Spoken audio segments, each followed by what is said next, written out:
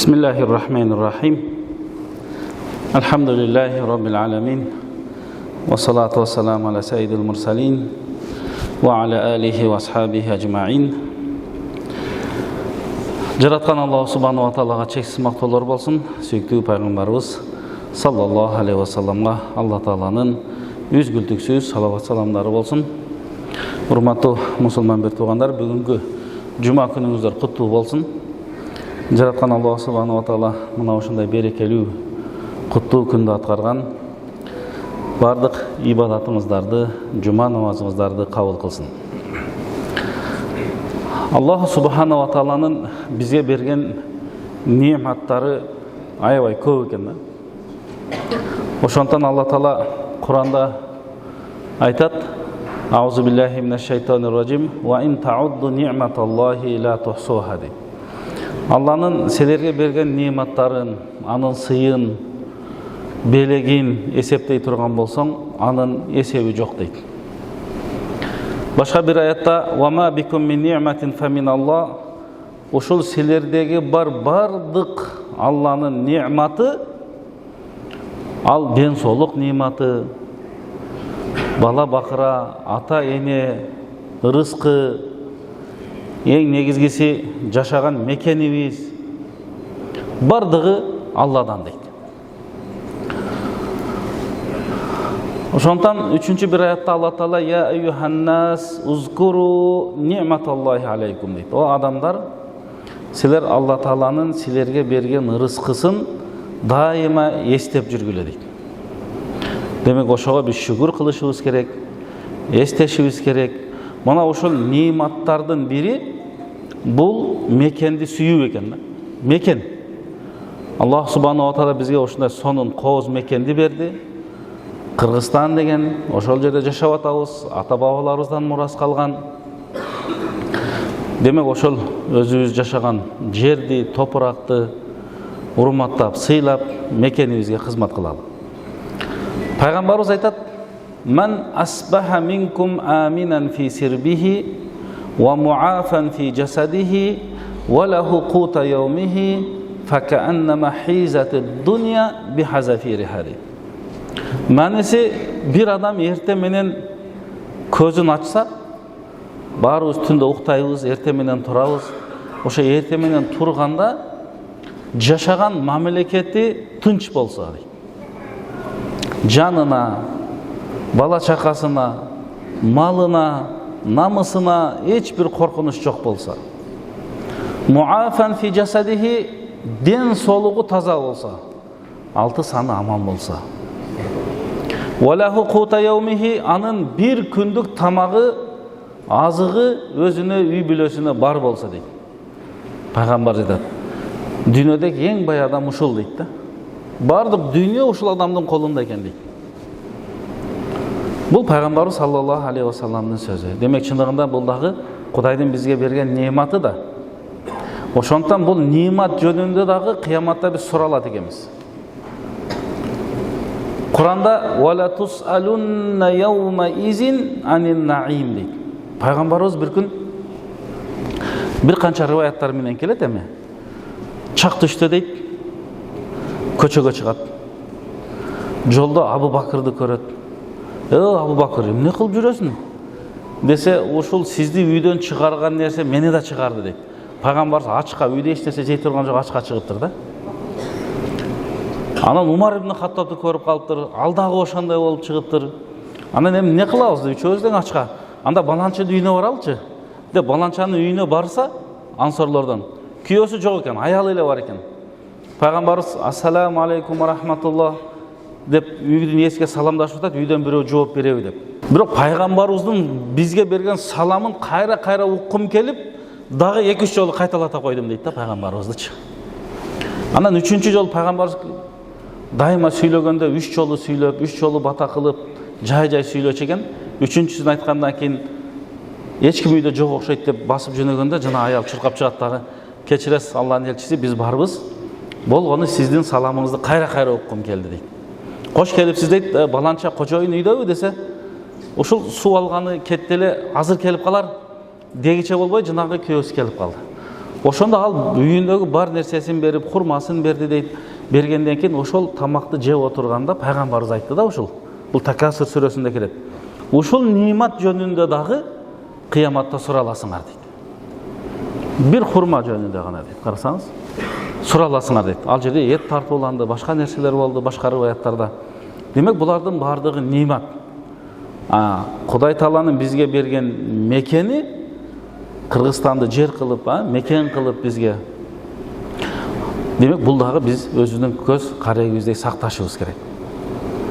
Пайгамбарыбыз саллаллаху алейхи ва саллам дайыма бата кылчу. Эмнеде бата кылат? Бул нимат экен да. Ошондуктан пайгамбарыбыз дуа кылат: Аллахумма инни аузу бика мин завали ни'матик. О Аллахым, ушул бизге берген ниматыңды жок кылбачы деп дуа кылчу экен.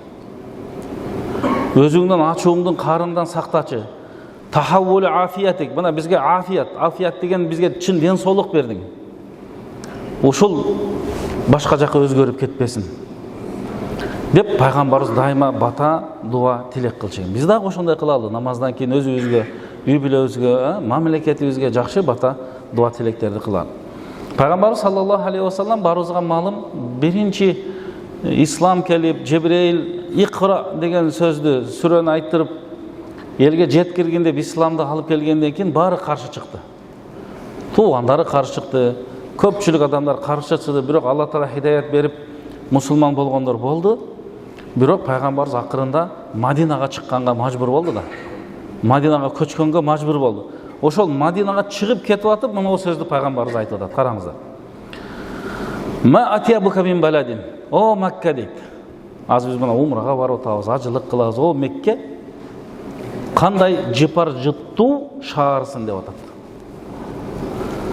Ва ахаббука илайя. Сен менин жүрөгүмө аябай сүйкүмдүүсүң. Аябай жакшы көрөм. Ва лаула анна қауми ахраджуни мин ма саканту гайрак. Ушундай иштер болуп, коомум мени ушул жерден чыгарбаганда, мен сенден башка жерде жашабайт элем деди. Бул болсо дагы пайгамбарыбыз саллаллаху алейхи ва салламдын өзүнүн мекенине болгон сүйүүсү. Бул бизге пайгамбарыбыздан сүннөт, пайгамбарыбыздан осуят, пайгамбарыбыздан насат. Эми пайгамбарыбыз ушинтип айтып, Мадинага көчүп баргандан кийин кандай бата кылды десек, Бухариде келет, Муслим башка китептерде келет. Пайгамбарыбыз мынтип дуа кылды: Аллахумма хаббиб илейнал мадината ка хуббина Макка ау ашат дейт. Караңыз. Мадинага келди, Мадинаны мекен кылды пайгамбарыбыз. Ошондо айтты: О Аллахым деп колун көтөрүп бата кылды. Бизге Мадинаны сүйкүмдүү кыл. Мадинаны бизге сүйкүмдүү кыл. Меккени кандай сүйкүмдүү кылган болсоң. Балки андан да жакшы көргөз деп койду да пайгамбарыбыз. Бата дуа кылды. Демек булардын бардыгы бизден пайгамбар саллаллаху алейхи ва салламдан үлгү алышыбыз керек. Андан кийин дагы пайгамбарыбыздын бата дуа тилектеринен. Пайгамбарыбыз ошол Мадинага көчүп келгенден кийин эмне деп бата кылды? Аллахумма барик лана фи тамрина. Эми барыбыз умрага баргандар бар, ал жерде негизги эле азыгы эми чөл да айланасы, курма дарактары да. Алар эми хурма өрүгүн берет. Ошо хурмага бата кылып атат пайгамбарыбыз. Себеби жанакы Айша энебизден бир хадис бар да. Пайгамбардын үйүндө дейт, бир ай жаңырса дагы, 2 ай жаңырып кетсе дагы дейт. Мисалы 15 күндө ай жаңырып турат, 2 жаңырганда 1 ай өтөт. Андан кийин 1,5 ай өтөт. Пайгамбардын үйүндө от жагылбайт эди дейт. Тамак кылынбайт экен. Азык түлүктүн жоктугунан.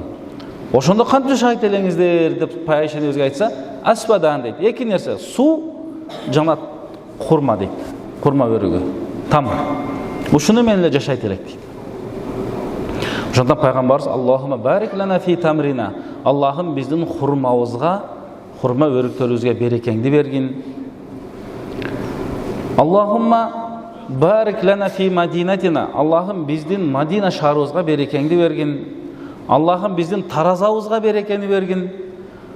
О Аллахым, Ибрахим пайгамбар сенин пайгамбарың, сенин кулуң, сенин досуң. Мен деле сенин пайгамбарыңмын, мен деле сенин кулуңмун. Ибрахим пайгамбар Меккеге бата кылган, дуа кылган. Барыбыз билебиз, Хажар энебизди Исмаил менен таштаганда какыраган чөл болчу. Тирүү жандык да жок болчу. Бирок Алланын амири, Алланын буйругу. Таштап, бир аз ошо дөңсөдөн Хажар аял мен баласы көрүнбөй калгандан кийин колун көтөрүп, "О Аллахым, эч бир адам жок жерде мен үй бүлөмдү таштадым, өзүң берекеңди бергин, мөмөлөрдөн бергин, рызкыландыргын" деп бата кылды да. Мына азыр көрүп атабыз. Миллиондогон адамдар эмне кылып атат? Ажылык кылат, умра кылат. Алла Тааланын берген берекеси. Ошол Ибрахим пайгамбар Меккеге дуа кылгандай, мен эми Мадинага дуа кыламын дейт да. Ошондой берекелерди бергин дейт. Башка бир риваятта, "О Аллахым, Меккеге кандай береке берген болсоң, Мадинага андан 2 эселеп көбүрөөк берекени бер" деди да. Бул мына пайгамбарыбыз саллаллаху алейхи ва салламдын бизге көрсөткөн жолу, сүннөтү, насааты, осуяты. Келиңиздер, биз дагы барыбыз дуабызда, намаздарыбыздан кийин мекенибизди унутпайлы. Дайыма биздин дуабыздан мекенибиз жөнүндө үлүш болуш керек. Аллахым тынч кылсын, элдери ынтымак болсун, көп улуттуу элбиз, рызкыбыз кенен болсун, токчулук болсун, молчулук болсун деп. Имам Газали өзүнүн китебинде мындай деп жазат. "Вал башару я'лафуна ардахум ала ма биха" дейт. Адам табиятынан кайсыл жерде туулуп өскөн болсо, ошол жер мекени болот экен дагы, ошол жерде сагына берет дейт. Бул айырмасы жок дейт. Ал какыраган чөл болобу, тала болобу, же жайнаган жайыт болобу, жашыл болобу, айырмасы жок дейт да. Ошол мекени. Бул адамдын табиятынан дейт. Ошол мекениңе келип калсаң, кандай болбосо, көңүлүң тынч болуп калат дейт да. Алыска сапар кетсе, сагынат, кусаланат. Эгер душман кол салса, аны коргоого шашылат. Мекени үчүн кызмат кылат дейт да. Адамдын табияты ушундай дейт. Ошондон жанакы бизде ата бабалардан калган макал бар экен. Мекендин чыныгы, мекендин баалуулугун сапардагылар жакшы билет дейт да. Башка жактагылар жакшы билет дейт. Азыр мына сыртта канчалаган бир туугандарыбыз окуп, иштеп жүрөт. Баарынан сураңыздарчы. Ошол Чел-Чөткөдө телегей тегиз болуп кетсе дагы, ошо бизнестин же башка иштин туу чогусуна чыкса дагы, Кыргызстан деп жүрөгү сого берет да. Баары Кыргызстанга барам дейт. Баары мекениме барам дейт. Бардык эл ушундай экен. Жада калса жаныбарлар деле ошондой экен. Ошондуктан баягы чөлдө жашаган бир араптан сураган экен, бедуин деп коет. Эми аларда чөлдө дегенде кандай? Ошол төө багып, биздин жайлоо сыяктуу, алардыкы чөл экен да. Анан бирөө сураптыр. Аябай күн ысып кеткенде эмне кыласыңар эй? Десе, бизге эч нерсе эмес, ошо төөбүздү багып жүрө беребиз. Күн аябай ысып кетсе, тердеп кетебиз. Анан дагы эле ысып кетсе, колубуздагы аса таякты мал багып жүргөн, төө багып жүргөн. Ушундай кумга, чөлгө отургузабыз дагы, булар оромол салып алат го, башына ушундай. Ошону алып туруп, ушундай ийилип койсок, бир аз көлөкө болуп калат дейт. Ошол көлөкөгө жан баштап, көлөкөлөп жатканда салкын ба көлөкөдө жел урат дейт. Мына ошондо периштердин падышасы тактында жаткандан да жакшы эс алабыз экен да. Бул эми ошол адамдын мекени жөнүндө, жашаган жери жөнүндө сүрөттөгөнү да. Сүрөттөгөнү. Демек бул болсо дагы багы бизде ошол мекенчилдикти бекемдеш керек, патриоттукту бекемдеш керек. Мекен үчүн биз не кылышыбыз керек? Кызмат кылышыбыз керек. Ар бир өзүнүн тармагында илимдүүсү илими менен, окумуштуусу дагы өзүнүн калеми менен, жазуучу дагы өзүнүн калеми менен, өнөрү бар өнөрү менен, бардык тармакта ой пикири бар пикири менен ушу мамлекетибиздин өсүп өнүгүшүнө салым кошушубуз керек. Бул биздин мекенибиз. Кийинки муунга жакшы бир таризди калтырганга аракет кылышыбыз керек. Ошондон баягы пайгамбарыбыз саллаллаху алейхи ва салламдын бул жерде бир хадиси бар.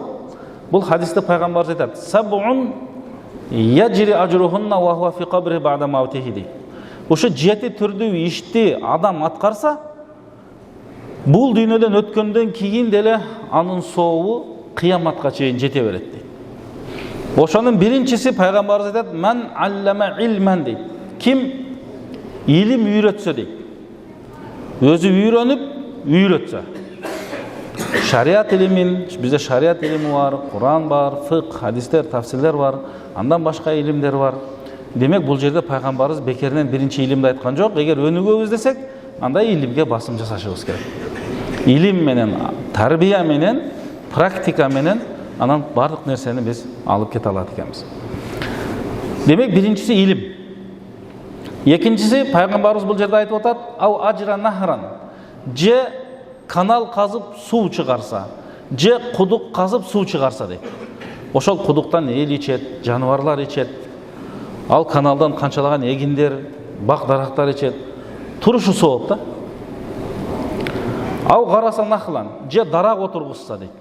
Дарак отургузгандын сообу да көп. Ошо дарак отургузган, эгин эккен боюнча пайгамбарыбыздын дагы башка бир хадиси бар: ким дарак эксе, эгин этсе, адам жейби, курт кумурска жейби, дарактын көлөкөсүндө барып отурабы, жанындагы суусунан ичеби, баары садака катары сооп боло берет экен таксылар. Ошондой бир жакшы иш экен да. Ошондо башка бир хадисте келет: кыямат болуп атса дагы колуңда отуруза турган көчөт болсо отургузуп кал дейт экен да биздин динибизде. Ошол дагы сооп болот экен.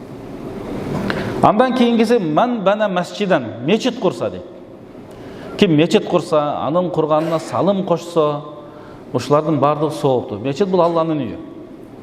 Бул жерде биз ибадат кылабыз, жан дүйнөнү тазалайбыз, таквалыкка аракет кылабыз, насааттарды угабыз, Алланын жолунда жүрүүгө, пайгамбарыбыздын сүннөтүн аткарганга аракет кылабыз. Жаштарыбыз ыймандуу, адептүү, ынсаптуу болуп тарбияланат. Анын ушундай тарбия алганы өзүнүн коомго жакшы бир салымын кошот. Тарбия жатында, мамиле жатында, башка жаатында. Ау варраса мусхафан, же бирөө Куранды кийинки муунга мурас калтырса дейт. Мына үйлөрдө бар го, барыбыз ата чоң аталарыбыздан калган Курандар бар да, ошолорду окуп жүрөбүз. О, айнана бул Куран экен, сонун экен деп чаңын арчып, аны жакшы бир чүпүрөккө ороп, материалдан илип коюш үчүн эмес да. Аны ачып окуп, сооп алып, жан дүйнөнү тазалаш үчүн. Бул деле өтө сооптуу экен, өтө сооптуу. Ау тарака валадан ястагфиру лаху ба'да маутихи, же артынан бир уулду же бир кызды калтырган болсо, алар бата дуа тилек кылган болсо ата-энесине, ушул 7 ишти, мындан дагы башка иштер бар, жакшы пайгамбарыбыз айтат аткарган болсо. Демек бул иштердин бардыгын карай турган болсок, ушул биздин коомдун өнүгүүсүнө салым кошо турган нерсе экен да ушулардын бардыгы. Балким мектептер салынып атат, бала бакчалар салынып атат, фаптар салынып атат. Ушулардын баарына салым кошкон болсок, ушулардын баары мекен үчүн экен. Андан кийин эл пайдаланат, эл пайдаланса сооп болот экен. Пайгамбарыбыздын бир абалын Абу Хурайра айтат. Пайгамбарыбыз айткандай, сапар кылуу бул азаптын бир бөлүгү дейт экен да. Бир бөлүгү дегенде кандай? Пайгамбарыбыз айтат, сапарга чыксаң эле кээде уйкудан каласың, ач каласың, чаңкайсың. Эми ошол учурдагы сапарлар барыбызга белгилүү. Азыр деле самолет менен учканда деле кыйынчылык бар да баары бир. Бирок кимдин сапары бүткөн болсо, сапардан максаты бүткөн болсо, үйүнө кайтсын дейт. Үйүнө шашылсын дейт. Анасы айтат радиаллаху анху, пайгамбар сапарга чыгып, сапардан кайтканда Мадинанын дарактары, дуалдары көрүнүп калганда шашып калат эле дейт. Атты жөтөнү мындай тездетип бастырып калат дейт. Ушундай тез сагынгандыгынан дейт. Ошондон эгер биз ниетибизди эле туура кылып, Алла Таала Куранда айтат, мындай деп айтат: "Валау анна ахлал Кур'ан аману ваттақау ла фатахна алейхим баракатин минас сама" дейт. Кайсы бир айыл дейт, же коом, же эл, же мамлекеттин адамдары деп коелу, ыйман келтирсе Аллага дейт. Андан кийин таква болушса, ыйман келтирип таква болушса, асмандан түштөн, жерден чыккан рызкылар менен Алла Таала рызкыландырып, аларга берекесин берем дейт да. Мына Кудай Тааланын рызкы берекеси ушул эки нерсе менен эле келет экен. Ушуларды аткарган болсок, чындыгында бул өзүбүзгө, мамлекетибиз үчүн жакшы. Бул жерде Умар ибн Хаттаб Тындагы да көп данышман алымдардын дагы мекен жөнүндө айткан сөздөрү аябай көп. Ошондуктан Умар ибн Хаттаб айткан экен: "Бихуббил аутани уммиратид дияр" деп. Мекенди жакшы көрүүнүн аркасынан ушунчалык өнүгүүгө жетип атабыз да деген экен да. Мекенди жакшы көргөн болсоң, ага кызмат кыласың, колдон келген баягы жардамыңды, салымыңды бересиң. Жок дегенде зыяныңды тийгизбейсиң деген сөз экен. Жараткан Аллаху субханаху ва таала баарыбыздын ыйманыбызды бекем кылсын, ибадатыбызды кабыл кылсын, мекенибизге болгон сүйүүбүздү арттыра берсин. Эч качан мекенден ажыратып Алла таала сынабасын. Мулла Али Кори деген алым өткөн ошол айткан экен: мекенден ажыроо сыноолордун эң чоңу деген экен да. Сыноолор көп, бирок эң чоңу бул ушу мекенден ажырап калуу деген экен. Аллах субханаху ва таала биздин дагы мекенибизди дайыма тынч аман кылсын. Ушул пайгамбарыбыздын хадиси менен сөзүбүздү аяктайлы. Пайгамбарыбыз эмнелерди жакшы көрөт эле дегенде сахабалар айтып атат. Пайгамбарыбыз Айша энебизди жакшы көрөт эле. Пайгамбарыбыз Айша энебиздин атасы Абу Бакырды жакшы көрөт эле. Пайгамбарыбыз Усаманы жакшы көрөт эле. Пайгамбарыбыз Хасан Хусейн деген небересин жакшы көрөт эле. Пайгамбарыбыз балды, таттууларды жакшы көрөт эле. Пайгамбарыбыз Мадинада Ухуд тоосу бар, Ухуд тоосун жакшы көрөт эле. Пайгамбарыбыз юхиббу ватанаху, өз мекенин жакшы көрөт эле дейт. Пайгамбарыбыз Мадинада жашагандарды ансор деп коебуз, пайгамбарга жардам бергендер деп. Пайгамбарыбыз мына ошолорду жакшы көрөт эле деп пайгамбарыбыздын абалын айтышкан экен. Аллах субханаху ва таала биздин мамлекетибиздин дагы бүтүндүгүн, эгемендүүлүгүн түбөлүктүү кылган болсун иншалла.